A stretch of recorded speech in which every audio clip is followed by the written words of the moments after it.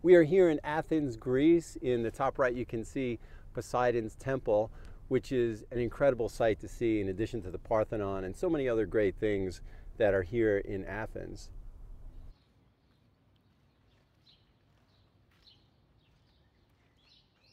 And in this video, I wanted to talk about a misconception that I notice people have, and that is regarding peace. And they're upset because they don't have it, or they feel like they should have more in their life.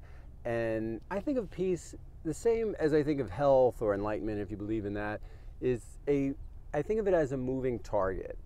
And it's not the easy task that people think it's going to be. So it's similar to meditation. Oftentimes people don't meditate because they feel like they can't quiet their mind. And peace is similar in that if you don't have it, oftentimes people think that if they achieve this one thing that they're going to get it. And that could be a certain amount of money or a job or get a spouse or have a child, or a big one is that if people are going to retire, they think when they just get to that retirement and they don't have to work anymore, then they're going to find that peace. And after they achieve any of these things, it's a short while before they realize that they are just as unsatisfied as they were prior to getting that one thing. So if you don't have peace in your life, it's not a big stretch to realize that there's not one thing that's going to give you that peace. And what it is going to require is a totally different approach. And I'm going to show you what I think and I have seen people to achieve peace with, and that's a mind, body, and spirit approach. But it's the same thing with anxiety or depression or getting over chronic stress. But it's also important to have awareness that everything that you have set up in your modern world is working against you having this peace. And just to give you a few examples, we could talk about the media. Any news organization, whether it be newspapers, magazines, or television, is designed to put you in fear, constantly updating you on how things in your outer world, such as your country or other countries, as well as your inner world, such as your neighborhood or your own home, is going to somehow take away your money or your lifestyle or your dream somehow, and put you and your family in a desperate situation with no solution. It's the same with any TV show or movie that you watch, as you follow the plight of the main character as he runs for his life, or somebody's trying to take his dream away, and you follow along feeling that you're in that situation.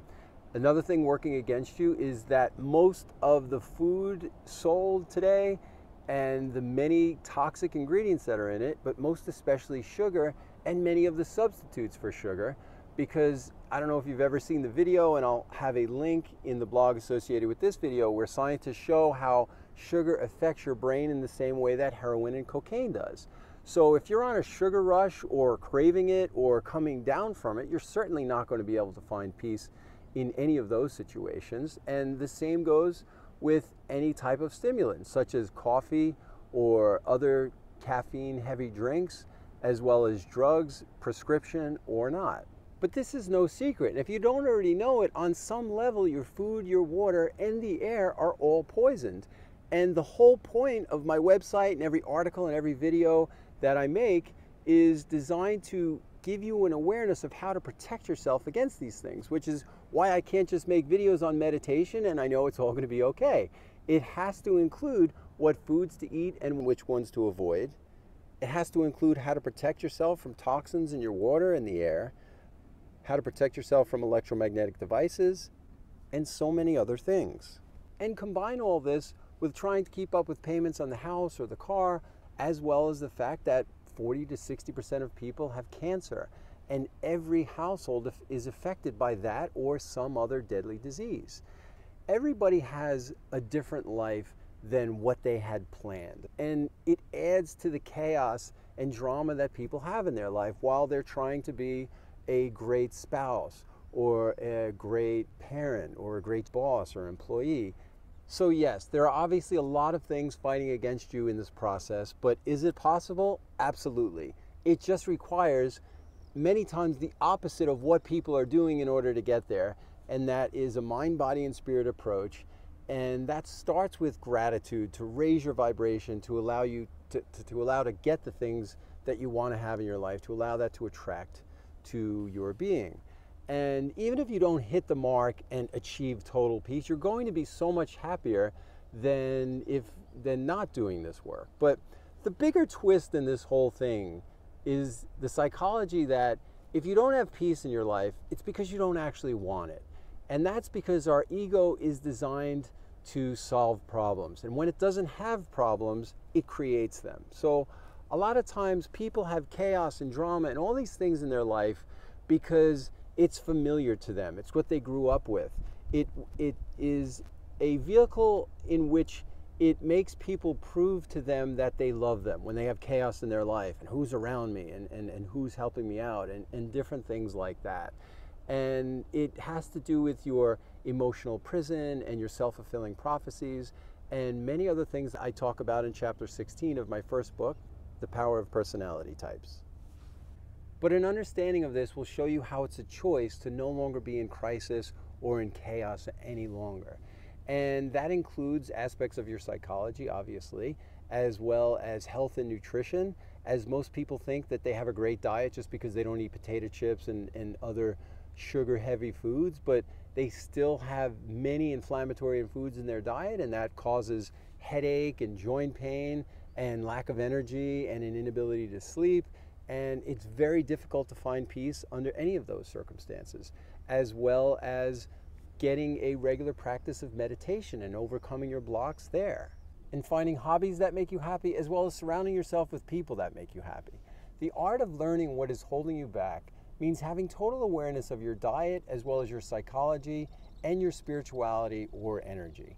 And yes, it's a little bit of work, just like making a healthy meal is a lot more difficult than throwing some processed food in the microwave, but the alternative becomes no longer an option because it's a lot more work dealing with the stress or anxiety or depression that most people are dealing with. And can it be done alone? In most cases, no.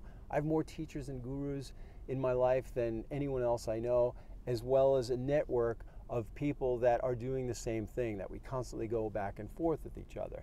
In fact, I'm not a religious person, but you can say it's the goal of most religions. Hindu, for example, the goal is liberation. You could call it liberation from your thoughts. Buddhism, it's detachment leading to enlightenment. In Christianity, Christ consciousness. They're all essentially different paths leading to the same thing. And on a spiritual level, that can be translated as finding peace. So don't be upset if you don't have it. Just alter the approach. And just to give you some idea of how to start with this, I'm going to have a more detailed explanation in the next video, and a 30-day meditation that you can do that will absolutely bring peace into your life. But the basis of it is when you are upset or next time out of sorts or not feeling like yourself, the first thing to do is get control of your breath. If you can control your breath, you control anything. And you start out by taking deep breaths. So most people are shallow breathers, and it causes a lot of stress on their system. So you get control of your breath, and then the next thing to feel a change happening in your life. Imagine divine energy or light coming down from above, moving into your system, moving just basically into your physical or your energetic body, if you know about that. Imagine every cell in your body lighting up in a way that is going to be something positive attracting to you. And know that you're always being guided. For every bad thing that I've seen in a person's life, there are at least 2 good things that come out of it, and so many others taking you off a path of things that you didn't know bad were going to happen to you. So check out the next video for more information on that, and learn how to do this 30-day meditation where essentially you're laying in bed doing the same thing, bringing in light. And it's a good way to kickstart a meditation and keep your mind active so you don't have these scattered thoughts that most people normally do, which is why they don't meditate.